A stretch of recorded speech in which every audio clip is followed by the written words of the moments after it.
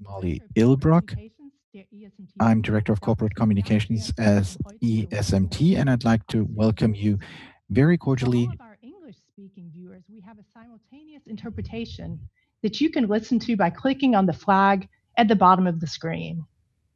Die ESMT Berlin ist die ESMT Berlin is the highest ranking business school in Germany and the only German university in the European top 10 of the Financial Times ranking. In 2002, it was founded by 25 leading global companies. As an international business university, ESMT Berlin offers a platform for questions of topical interest, particularly in the current times of the corona pandemic and global flight movements. The power of humanity, today's topic, is more topical than ever. hierzu den aktuellen Träger des Aurora Prize for Awakening Humanity, Happy Mirza Dinnayi, to welcome and Mirza Dinnayi, the winner of Vizepräsident the der Aurora Prize Evangelischen for Kirche in Humanity and Deutschland, the Professor Dr. former Wolfgang Huber, council and chairman of the this program Evangelical natürlich Church in Germany, moderiert Professor Dr. Wolfgang wird Huber, die to Veranstaltung discuss with heute us. Abend von The Georg host of this Garlichs, evening is Geschäftsführer der ESMT. Georg Garlichs, the managing Professor director of Mirza ESMT. Dinnayi, Before I give the Global floor to Perspectives Dr. Initiative Ham, who is with Berlin, Global möchte ich Perspectives mich bei Initiative, unseren Partnern I would like der to Aurora say thank Humanitarian you to Initiative, Aurora der Global Humanitarian Perspectives Initiative, the Global Initiative und Perspectives die Stiftung Initiative, and the Garnisonkirche Potsdam Foundation bedanken. of Meine Damen und Garnisonkirche in Herren, bitte Potsdam, lassen Sie which sich are Ihr today's partner. Ladies and Haushaltspapier gentlemen, let's Frau welcome Dr. Dr. Hamm, the Ingrid screen Ham. is yours. The screen is yours. Ja, ein ganz herzliches Willkommen an alle A Teilnehmer very cordial welcome der to all Aurora participants Dialogues, of the Power of Aurora Humanity, Dialogues, the die Kraft der power Gerechtigkeit, of Friedensfrieden und humanity, Mauerfall how umgekehrt war können. and genocide Das ist can Thema be heute Abend. prevented. This is Ich today's begrüße Sie alle topic. I'd ganz like to herzlich. welcome Es all gibt of you das very auch cordially, eigentlich but unseren Partnern, das particularly auch Frau Ilbrock our schon getan hat. partners. Und das würde ich ganz Ms. herzlich Ilbrock already expressed her gratitude, but I'd like to do this as well because ESMT für die enables Garnison this entire event. Potsdam ist The ein ganz wichtiger Garnisonkirche Partner, Potsdam is a very die important partner, Aurora Humanitarian and Initiative Aurora Humanitarian ist Initiative verantwortlich, dass das Ganze is überhaupt responsible ohne for diese this Aurora taking Initiative place gäbe es gar in the keine first Aurora place. Without Dialogues this und initiative, there wouldn't be any deswegen Aurora gab es Dialogues, die and there also Aurora Prize wouldn't be any Aurora Prize Bei den winners. Aurora Dialogues geht es um The Aurora Humanitarismus, Dialogues focus on es geht humanity, um on global asylum, on Völkermord und es geht um Genozid. genocide, and it's also Wenn about es zu diesem reconciliation. spannenden Thema keine wichtigeren Gäste wünschen We können als die couldn't beiden have wished Redner, for more die ich Ihnen gleich important noch and better guests präsentieren than werde. the two panelists who I'd Mirza like to Dinnayi introduce. Mirza lebt in Dinnayi Hannover, ist lives in Deutscher Hanover. und He's verbringt a die meiste German Zeit national im Irak. and spends Als most of his Jeside time musste in er seine Iraq. Heimat As a Irak Yazidi, he had to verlassen. Er musste sich leave in his home, Transitional Iraq. behaupten als He Hilfe und escaped and Vigilanz. found asylum in Nach der Germany schrecklichen 4 years Vertreibung ago. der After Jesidis the Nord des terrible Iraks gründete er flight of the 2005 Yazidis, after they were pushed out of das Iraq, he Airbridge started Iraq. the airlift, the Sein Airbridge Helikopter Iraq in transportierte 2007. Tausende von He Menschen, rescued thousands of darunter auch people with viele Frauen und helicopters, Frauen, including the 1,000 die women vom IS versklavt who waren, had been enslaved brachte by sie nach IS, Baden-Württemberg, brought them to auch darunter die Baden-Württemberg, Friedensnobelpreisträgerin including the Nadia later Murad. Nobel Prize Ministerpräsident Laureate Nadia Kretschmann Murad. Premier Kretschmann zeichnete Mirza für die großartige Rettungsaktion mit dem höchsten awarded the highest order of Staafelmedaille in Gold. the land, the 2017 Staufer in gold, to Mirza for erhielt his Mirza den deeds. In 2019, he was awarded the Aurora Prize, als den Nobelpreis which der many, Friedenswissenschaft. including myself, considered to be the Nobel Als seine Prize of Mitstreiter sind Humanity. Wolfgang Huber, His fellow Professor panelist is Wolfgang Professor Huber, Dr. Wolfgang den Huber, ehemaligen Ratsvorsitzenden der former Evangelischen Kirche in council chairman of Deutschland. the Evangelical Er Church ist einer in unserer Germany. großen He Vordenker is in one of ethischen our Fragen und er ist ein important Experte pioneers für in das ethical sensible, issues, and he's an expert delikate, in the welche Rolle delicate issues Religionen in of Konflikten what the role of zuweilen auch religion in plays in beim conflicts, Völkermord and sometimes also when it comes spielen. to Er hat sich genocide. intensiv mit den Fragen des Völkermords He und der Verfolgung looked der at the questions of Passover-Massaker genocide and persecution und in detail. Begegnungen Just in last Ruanda year, aufgrund he des visited 20-jährigen Rwanda, where the 20th 20-jährige Erinnerung anniversary of the genocide was commemorated. We, as Global Perspectives, are a platform for dialogue in Berlin. We want to focus on important issues of global responsibility and solidarity, and we are very happy to have this cooperation with Aurora, which has been in place since the very beginnings. We've had great events under the tutelage of this cooperation. And today we're looking forward to another new Aurora Dialogue, the first in 2020. And I'm optimistic that in 2021, we will be able to have another dialogue with the prize winner of this year. But Mirza, the floor is yours now.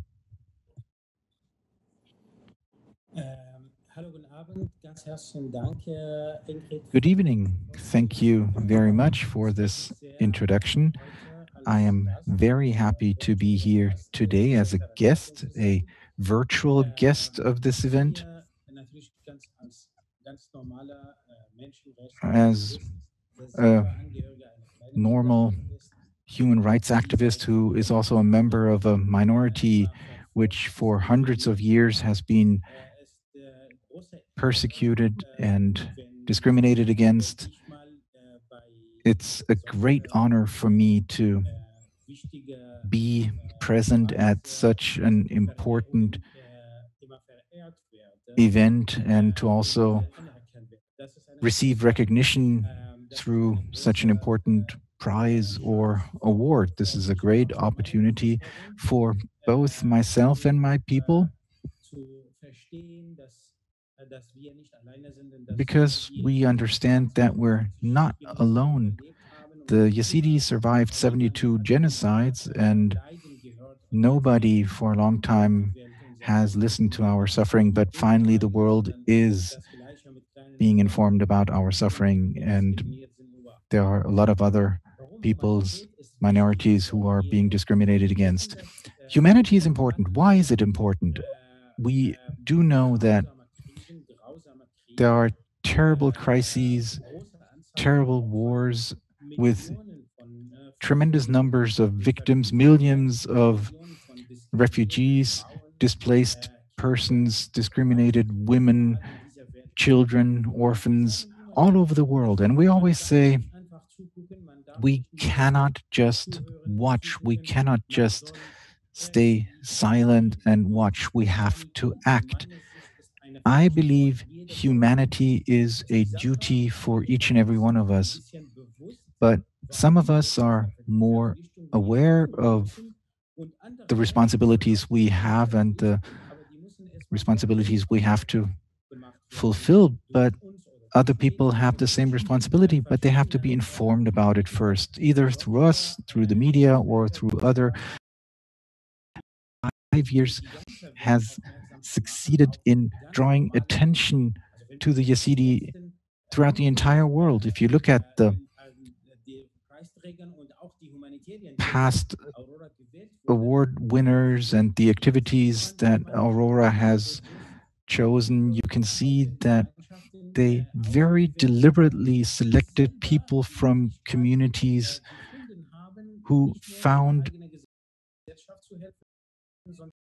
the possibility to not only help their communities, but other people. They were victims themselves, and they developed from a victim's position to an activist's position where they helped others. And Aurora has been founded for particularly that reason. The survivors of the Armenian genocide that happened 100 years ago, they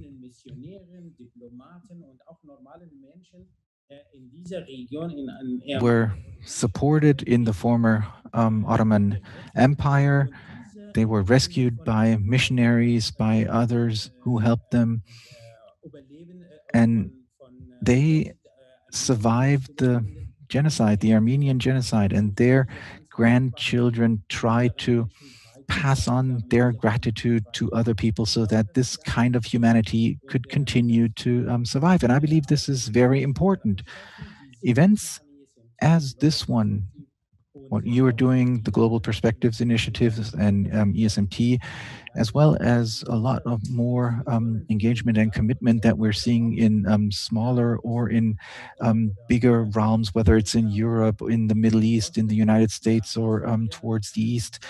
They all help to connect these humanitarian networks so that we are better prepared during this COVID-19 pandemic. We've seen how important it is to be selfless, how important humanity is so that we as humankind can survive the next crises.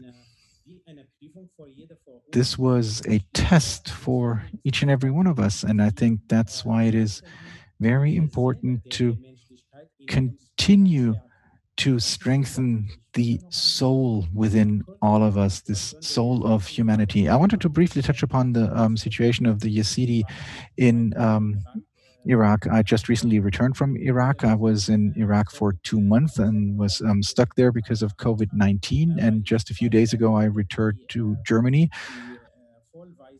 2 small children who are orphans, survivors of this genocide against the Yazidi, were brought from me to Germany, and thankfully enough, we got the support of the land of Baden-Württemberg. So 2 weeks ago, I accompanied them to Germany, and then I have been back since yesterday. And unfortunately, in the past 6 years, the situation of the Yazidi has not really changed. We still have about 70% of the people who are still in refugee camps in Kurdistan. Some can return, or some return without really having the support of either Iraq or the government. They return on their own volition, and there is a little bit of support of NGOs who do not really succeed in helping the people. And you see the images of the people who return. They return either to Sinjar, where they cannot go back into their own houses. Their houses have been destroyed. They're on the southern side of the mountain. And in Sinjar, even though they are considered to be returnees, they have to remain as refugees. In Iraq, they unfortunately don't have a transitional justice system that's been installed yet, where based on international standards, the atrocities and the ISIS fighters have been dealt with in front of or before courts. The terrorists are still punished on the basis of the anti-terror legislation exclusively, which doesn't lead to a recognition of the genocide, because the state of Iraq does not have a definition of international crimes, and that's why the perpetrators are either sentenced according to regular penal law or following anti-terror legislation, and neither one is enough to bring satisfaction to the victims. The victims want to have a recognition of the Yazidi genocide and other minorities, the Christians, others who have survived crimes against humanity, who have survived war crimes. They first demand the recognition of their suffering, and then a transitional justice would have to be established, where real courts award damages and compensation, and at the end, peace for the entire population, because the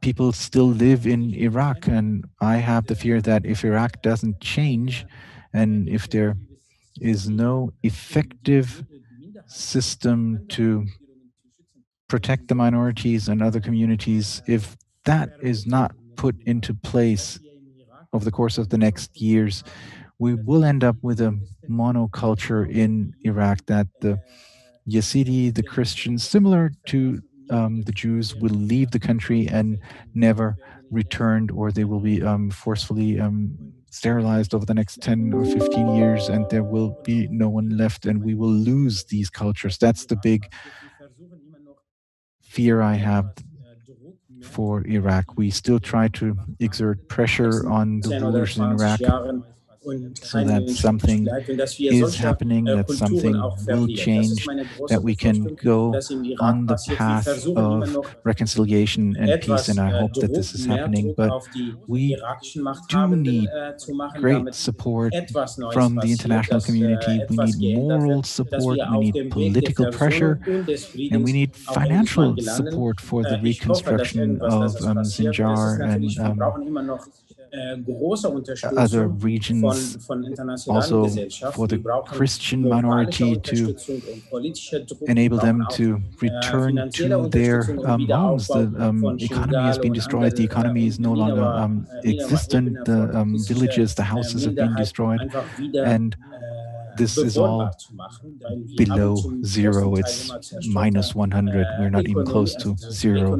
And unfortunately, these conflicts also have an impact on neighboring countries. Turkey, for example, there were air raids, or the Shia militia that are still stationed in various places. But the population itself doesn't really know who plays what role anymore, who's governing, who's ruling. Regular civilians don't have the feeling of security. They will not return. 70% of the population is still in camps. And even though life is terrible there, they live in 6-year-old tents, 3 meters away from their neighbors, 7 people per tent, and at the same time, 47 degrees centigrade in the summertime and 0 degrees in the winter. So you can imagine that this is a terrible situation. So with COVID-19, this entire situation and the entire problems because of COVID-19 aggravated the entire situation, because people weren't even allowed to leave their tents anymore. So this is the current situation, and still I believe that we should never give up hope, but we need the support of different partners. We need more commitment, and I am convinced that in many other places we have similar crises where we need humanity, but not just for the Yazidi and Christians in Iraq. In every region where there is a war, there are victims. Wherever there are conflicts, there are many victims, and that's why it is very important for all of us to work together to really strengthen the family of humanity with this soul of humanity. And let me add one thing. So this is the 5th memorial year of Aurora, and we do commemorate it in Sinjar as well. In New York, we celebrate this. We are actually celebrating the heroes of COVID-19. We are going to have a virtual online event so that everybody can join us virtually. In der Krise von COVID-19 werden dort verehrt. Und das wird eine virtuelle Online-Veranstaltung in terms of the Aurora Prize for next year, I'm going to call upon you to post your candidacy or to suggest those heroes that stand for humanity and submit these candidates, because we need these kind of heroes so that together we can make a difference. Thank you so much.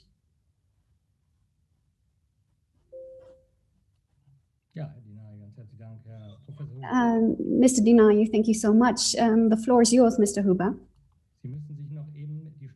Mr. Huber, you need to unmute yourself, please. Thank you so much. I would like to thank Mr. Mirza Dinnayi. Thank you very much for clarifying the situation of the Yazidi. And thank you for giving us an introduction of the context. For me, it is very important that in this particular year, which is shaped by COVID-19 and the crisis, for me, it's very important that the intensity of this great initiative of Aurora remains just as exemplary as it has been in the past. And it is important that we keep the humanitarian effort present in the globe worldwide. And it is very important for us to focus on the necessity of banning genocide and atrocities on this whole planet. I am pointing this out because I'm sitting here in Germany, and Germany actually committed the first genocides in the 20th century. I'm not only thinking of the Shoah, of the Holocaust, the murder of Jews on the European continent, but I'm also thinking of the genocide of the Hereros in Namibia, in Africa. It has an impact of unclarified consequences up to this day. In 1949, the Genocide Convention of the United Nations was adopted. And I would like to point out that this happened the day before the Declaration of the Human Rights. And to me, this goes to show that it is a struggle from people for human rights. And that this is very important in order to really point out that we want to ban genocides in this world. Many of us, a couple of years ago, were not even aware of the Yazidi people and the destiny of the Yazidi people. This is why it's very important for us today to know what happened to these people. The majority of these people have actually found refuge in Germany. So it deserves our attention in this country particularly. Mrs. Ingrid Hamm gave me the mission to raise the question, what does religion have to do with genocide? I would like to answer this question now and maybe ponder upon this question. Religion has to do with genocide in terms of certain basic assumptions. Firstly, religion has always been part of genocide because religion can be abused in the way that it increases hate towards others. It gives you a feeling of being superior, especially in that person, or with respect to that person who claims to be on the right side of religion. And instead of connecting people, instead of reconciliating people with each other, it actually leads to hatred between people and increases hatred. Unfortunately, the 20th century is a very sad example for that. And we have to make, unfortunately, this still exists in the 21st century. Looking at current developments, we see new forms of nationalism, of xenophobia, of group-based xenophobia, anti-Semitism, and other forms of isolating yourself from others, considering yourself the superior group and considering the others to be inferior. So looking at that, you are well aware of the fact that religion needs to be ready to contribute, to criticize itself, and to criticize its own group, and to make sure that there's an awareness that that critical thinking, a critical attitude overcomes these hurdles. Secondly, I would like to point out the following. The victims of genocides become victims based on their religious identity. And the Yazidi in northern Iraq, in southeastern Turkey, and in northern Syria are a very clear and a warning example for that. Their ethnic character in combination with their religious identity become the basis of waiving the right to exist. Their own religious and ethnic identity is claimed to be secondary or inferior. So whenever this happens, we are ready to help, we are ready to support, and we are obliged to take public measures. So let me point out my third aspect. I think the religions of this world need to stand together to resist these kind of ethnic discrimination, religious discrimination, a breach of freedom of religion, and a breach of protection of life and your right of your own identity. And this is the religion's job, and they need to tackle this challenge. Christianity started gradually doing that in the 20th century. They rediscovered their core of identity. This has to happen from within. And this core can be found in the preach of Jesus, in the Sermon of the Mount. So Christianity needs to go beyond that. There are two sentences from the sermon that are quite characteristic. Holy are those who are settling peace and consolidating peace, and holy are those who are persecuted injustly. These are very clear messages, and they can be applied to the situation that we are talking about tonight. It is very important to become aware of the fact that this spirit of the past century is going beyond the spirit of Christianity and has resonated with people. It has found representatives in the Sermon of South Africa. I'm thinking of Martin Luther King as well, who was an advocate for the human rights of colored people in the United States. And he brought this spirit onto the streets. And let's just hope that this spirit really gains more momentum in the United States right now and changes the political climate. Let me just name Bonhoeffer as just another example of this embodied spirit. So I just gave you 3 points which emphasize religion. They seem to be quite opposing to each other, but nevertheless, if you are a believer, or if you are somebody who keeps preaching on the spirit of the Sermon of the Mount, or if you perceive this spirit by standing together,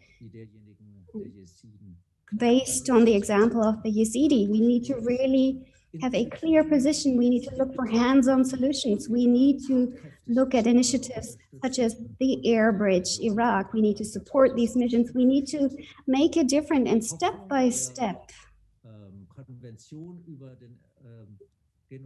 let's hope that finally this hope actually can be implemented in reality.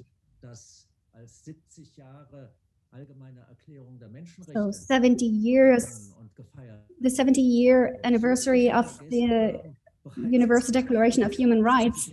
So many people have forgotten that the day before the Genocide Declaration was adopted, it's not too late to remember that. So that's why I would like to point out, that's why I would like to highlight that on the occasion of the genocide of the Yazidi, we should actually become aware of how important this job is. And let's all stand for the end of genocides.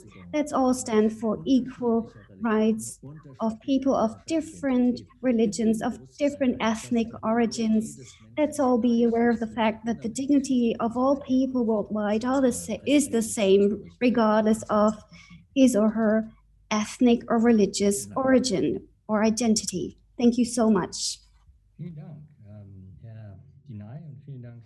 Thank you very much, Mr. Dinnayi, and thank you very much, Professor Huber. My name is Georg Garlichs. I am one of the managing directors here at the ESMT in Berlin. You can see me in front of the main building where we usually hold the physical events such as this one, but because of the corona restrictions, this is not possible. But there are advantages to the corona time as well. Mr. Dinnayi, we thought that you were in Iraq originally, so we were already aware of the fact that an event like this one could not have been done without the new technical possibilities that we've only learned because of corona. So in this sense, there are always two sides to one coin. Corona made it possible that we can have this event with people who are very far away from each other, geographically speaking. I'd like to invite the audience to participate using the Q&A function. When you look at the bottom of your screen, you see a Q&A icon, and we'd like to invite you to participate. We will take your questions and comments and introduce them, integrate them into our discussion.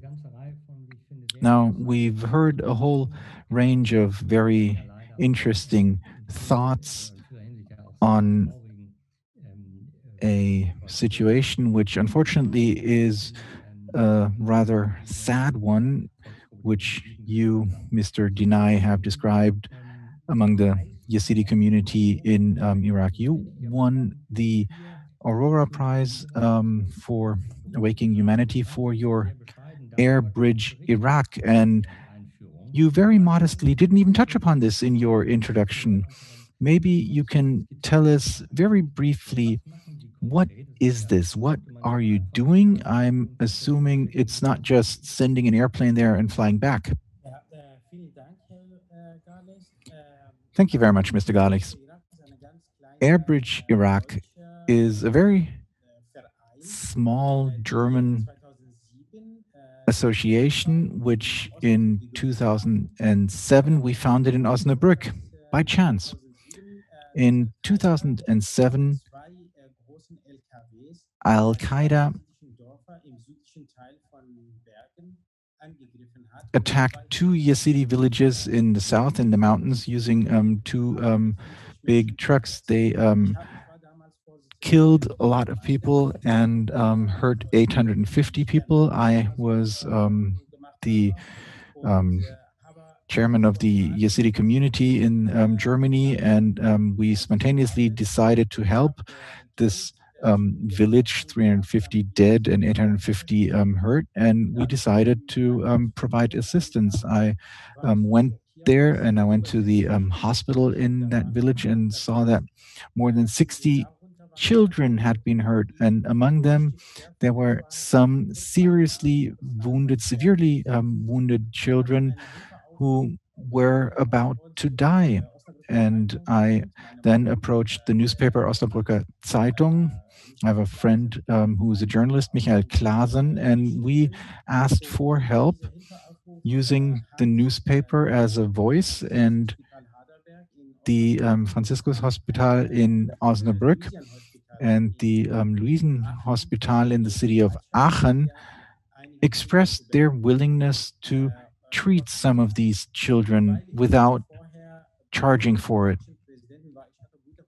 I was the advisor to the Iraqi president, and consequently, I had good contacts to the German embassy. And I approached the embassy and said, I have a few children that I want to urgently and quickly bring to Germany, but these children don't have any documents.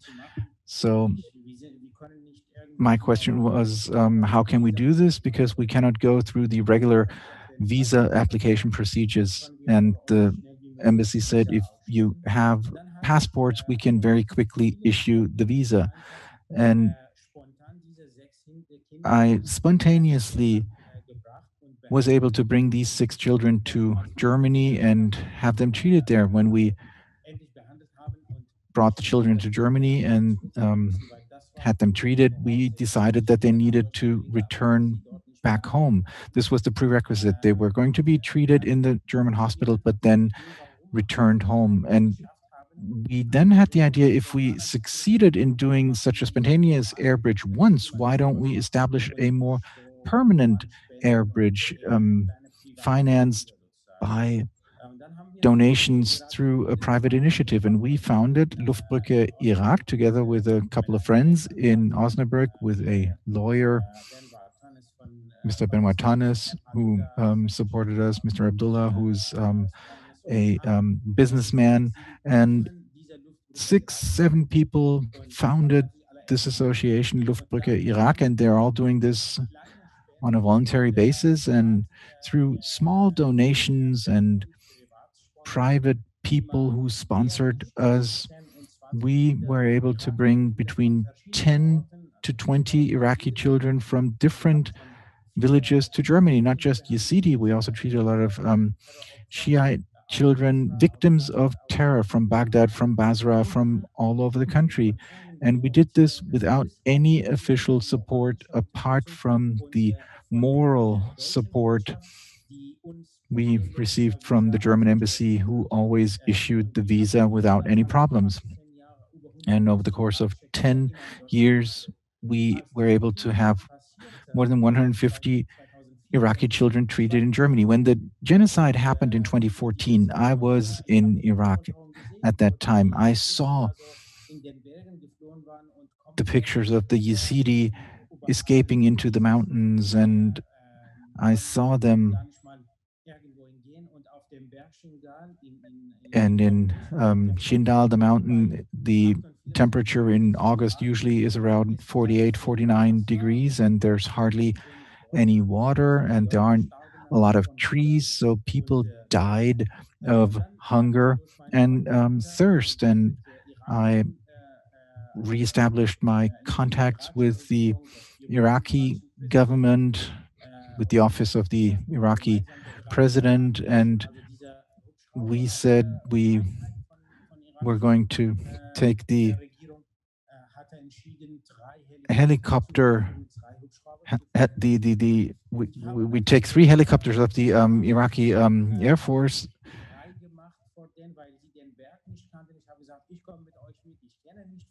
to go into the mountain region to help these people, and they didn't know how to get there. And I said, I go with you, I'll help you, because I know where the refugees are. And we flew from Kurdistan to the Shindal mountain 3 times, and they also flew over IS controlled regions. ISIS shot at us, the Iraqi military shot back. So these were dangerous trips we did on a daily basis. And I think we were able to help more than 4,000 people and evacuate them to Kurdistan before this corridor between Syria and the mountain was opened, and people were able to walk down the mountain, leave the mountain by foot. I survived the crash of a helicopter on my last mission, where my legs were broken.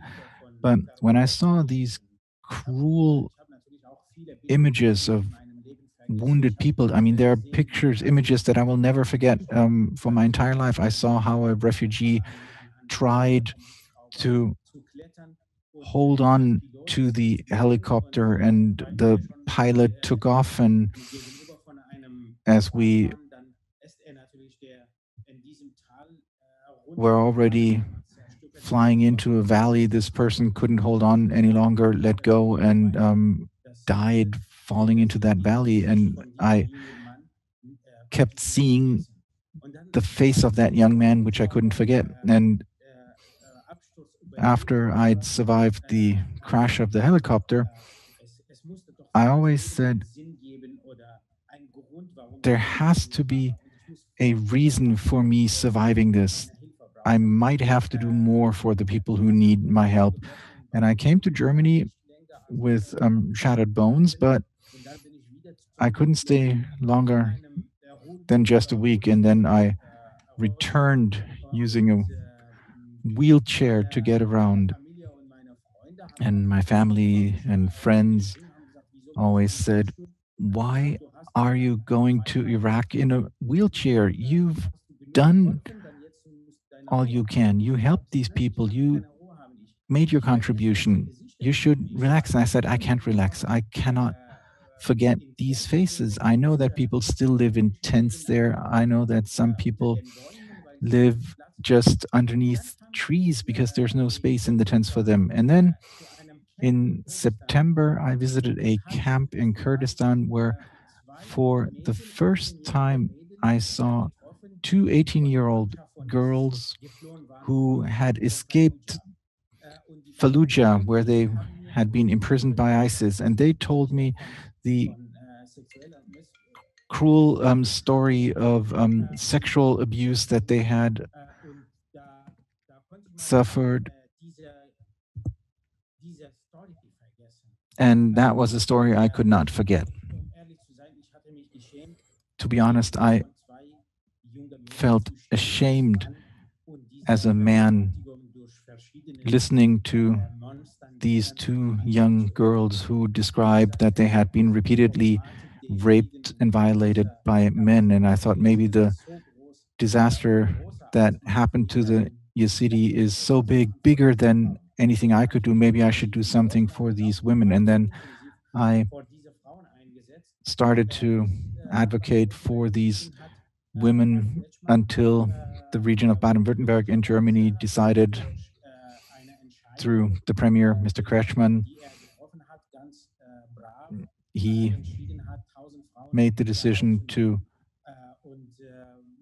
take in 1,000 women and children, and Baden-Württemberg put together a team led by Dr. Michael Blume, who is a religious scholar himself.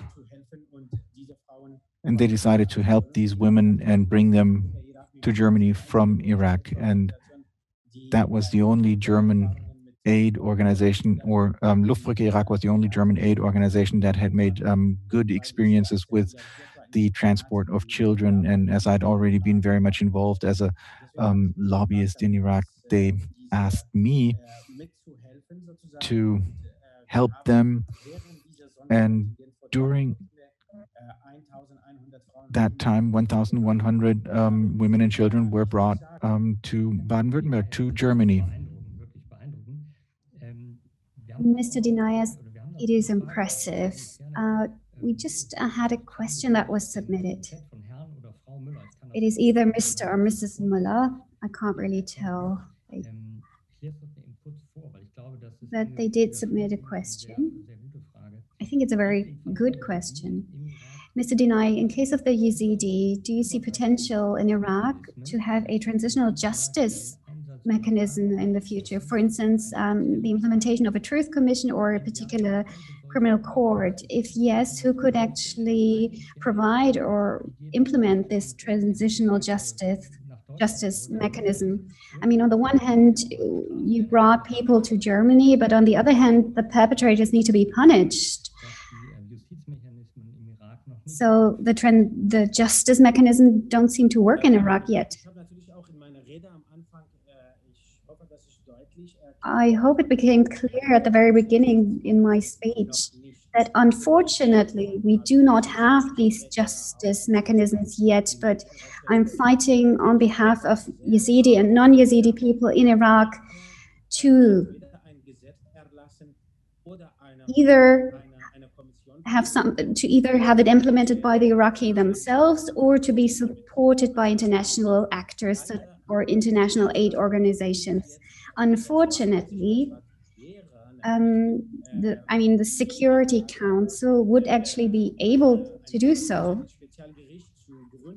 They could establish a particular court, but the Security Council did not do so. They instead established an investigation unit, and this unit started working last year in June, and their investigation team got another mandate for another year. So this is a unit or a team that was installed by United Nations, and they are responsible for investigating and gathering proof. But unfortunately, it's not enough to establish peace and to punish the perpetrators. And it's not enough to really do justice for the victims. We do need a justice mechanism in Iraq in terms of compensations, in terms of having a true and orderly court. The genocide of the Yazidi was only recognized by Iraq in the media. Unfortunately, the court has not been established yet. So we are fighting or advocating to implement a court. Thank you very much, Mr. Huber. You're not just a former bishop and the former council chairperson of the EAG, but you're also an ethic specialist. So you talked about the Yazidi and other genocides as well. These are atrocities, and I think you don't have to really question them ethically whether there is a need to help. Privately speaking, whenever I walk through Berlin, I see homeless people and they approach me. Sometimes I give them a small donation, sometimes I don't. And I can't really tell you why I take these decisions. So where does the obligation for humanitarian actions actually start? When is the moment when you don't intervene and you become guilty yourself? When does that start? Well, ethically, it's very difficult to answer that because we live in a world that provides challenges for humanitarian actions that are greater than we as humans can actually provide.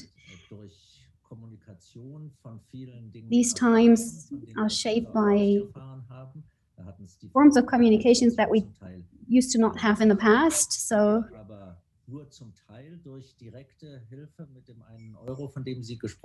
it is just partly possible to actually give donations, such as the €1 you're giving to the homeless person. It's hard to mitigate these problems. So this might maybe, on the other hand, be combined with civic initiatives such as Aurora, but there needs to be a necessity to have political initiatives as well. There are many examples that show us that political and economic interests undermine situations where we need to intervene, and we can only clarify and overcome these obstacles by having a form of multilateralism that is being reintroduced in politics. And you need to become aware of the awful political future we will experience. There is a sort of regression back to nationalism, and I mean, America first. This campaign was spreading over to other countries that are now just looking at their own interests.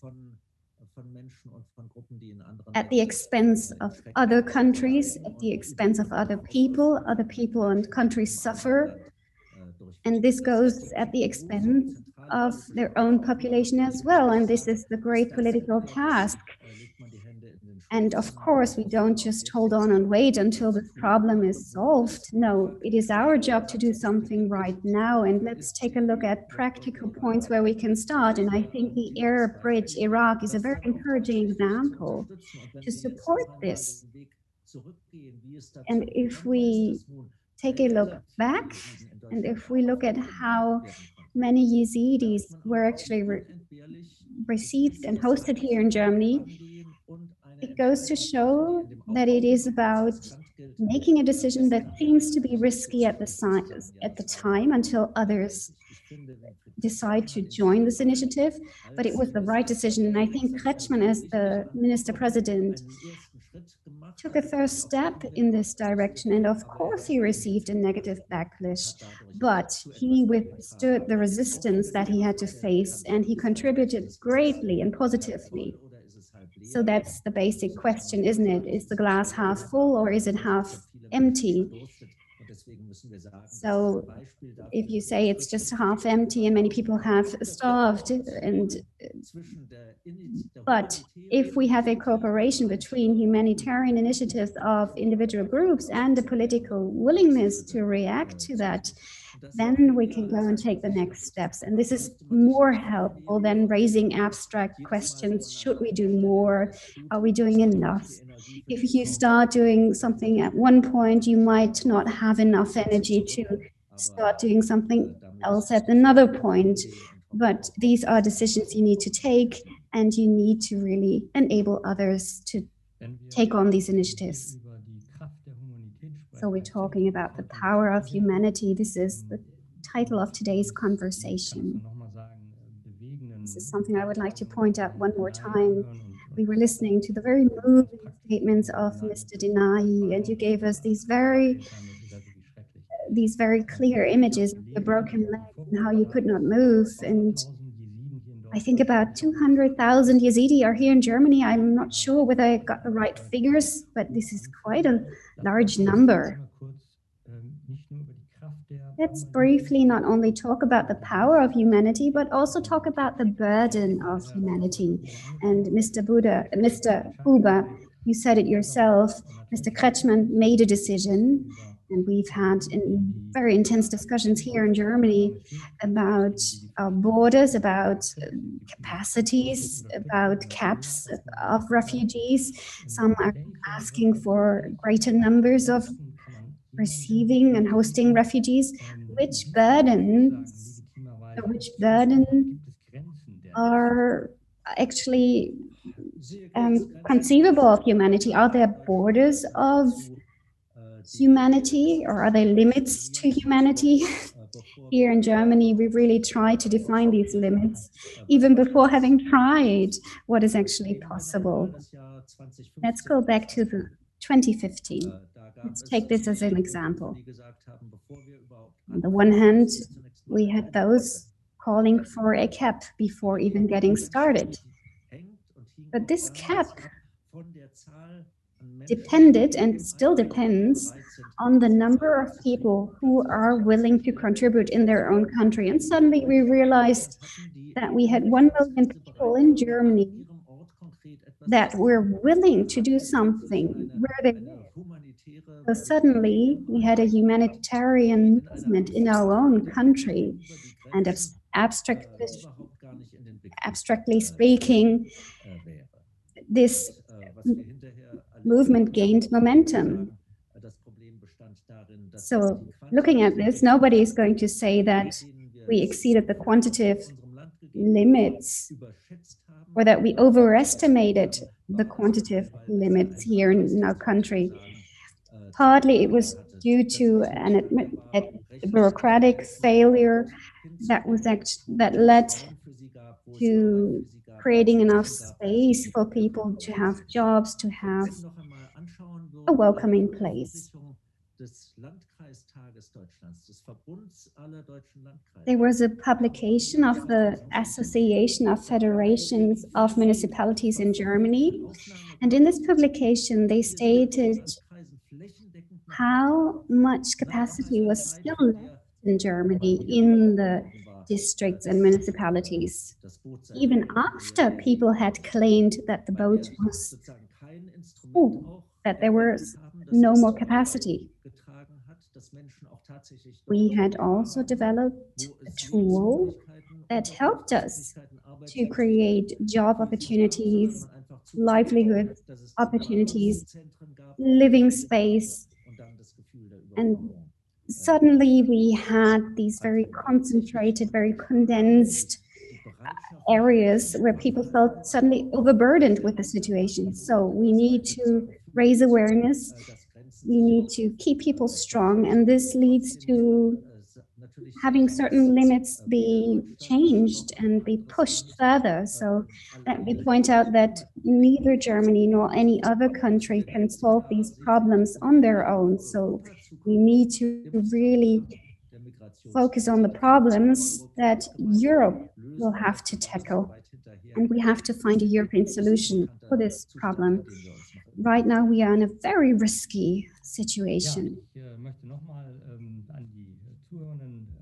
I would like to address and encourage our listeners. Please use the Q&A function in the chat. Mr. Dinnayi, during your introduction, you talked about the necessity of having humanitarian networks, and Mr. Huber talked about this topic as well. What is your message to politics, to societies, to countries? I mean, I'm not talking about every country worldwide, but what is your message to these actors to establish these humanitarian networks in order to be also willing and ready to go for the next humanitarian crisis? What's very important is that we should start working in 2 or 3 different directions right away. We should start working on an international level.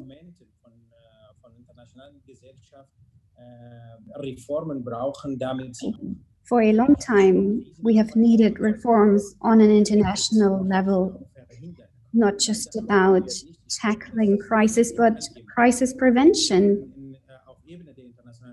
And on an international level, we need a reform system. Not only a reform would be necessary, but also a more up-to-date system.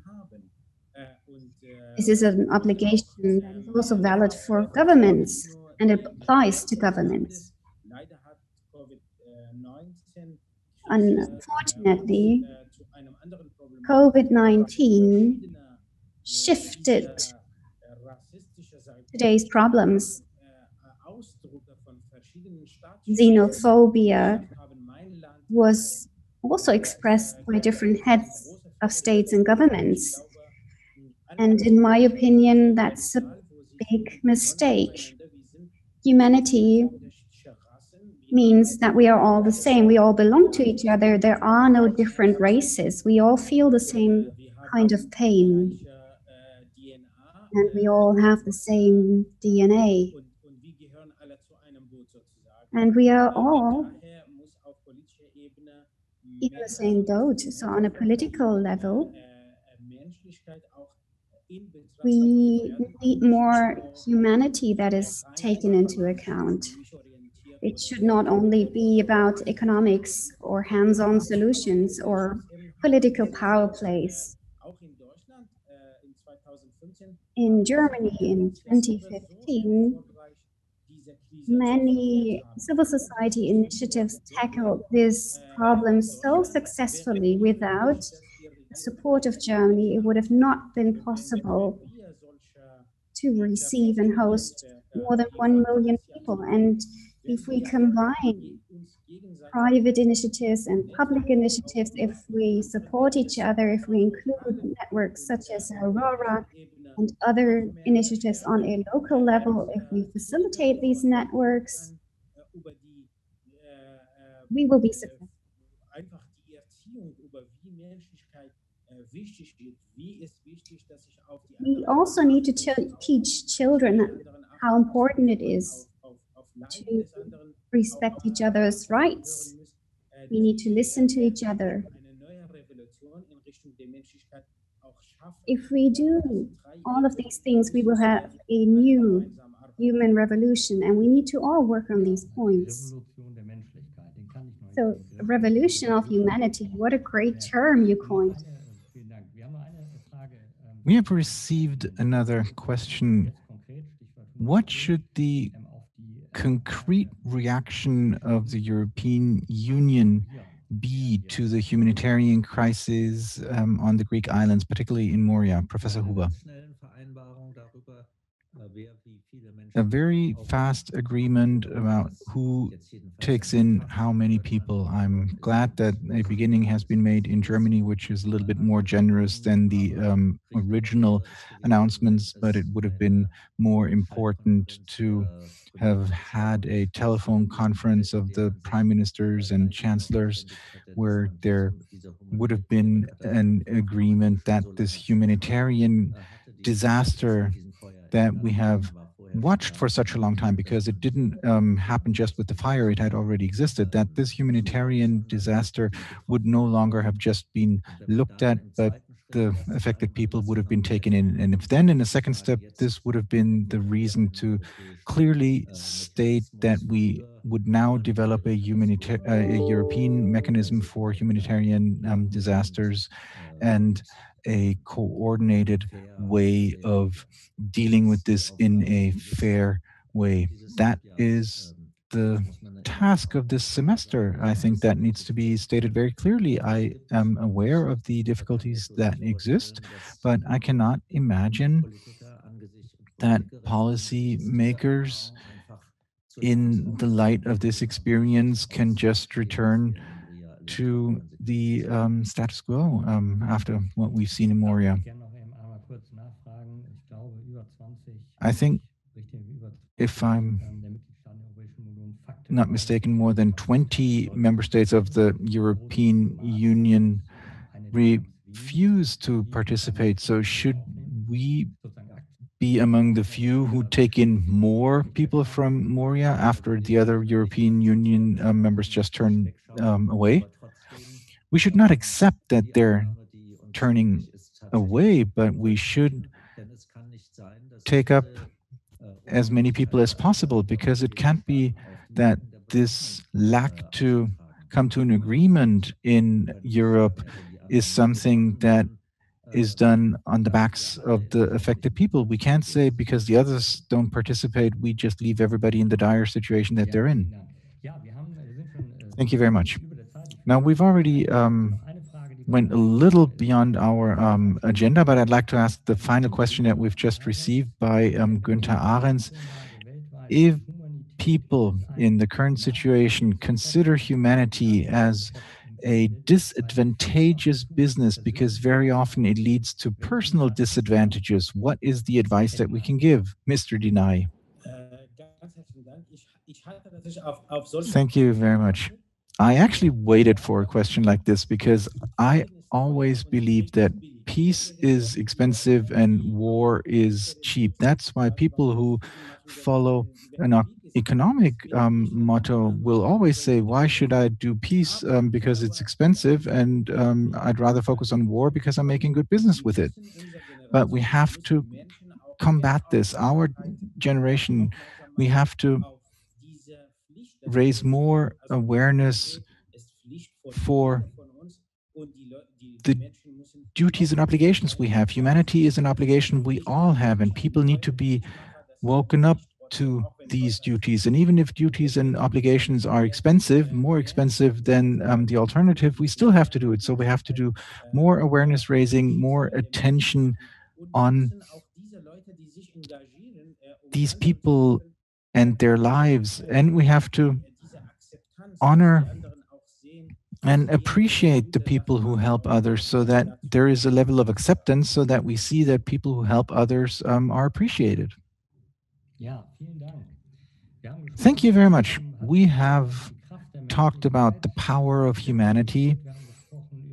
We talked about the obligation to show humanity and also the burden of humanity. Thank you very much, Mr. Dinnayi, for your very personal reports, the specific situation, and the necessity of showing a human face in the situation of the Yazidi in Iraq. Thank you very much, Professor Dr. Huber, Mr. Dinnayi. Thank you to all of the participants. And I'd now like to invite you on behalf of ESMT, who organized this event today together with Aurora. We repeatedly organize events like this. We consider ourselves to be a space for social dialogue, currently virtually, hopefully more physical again soon. If you're interested, check out our homepage and look at what we are offering as far as these exchanges are concerned. Thank you very much and enjoy the evening.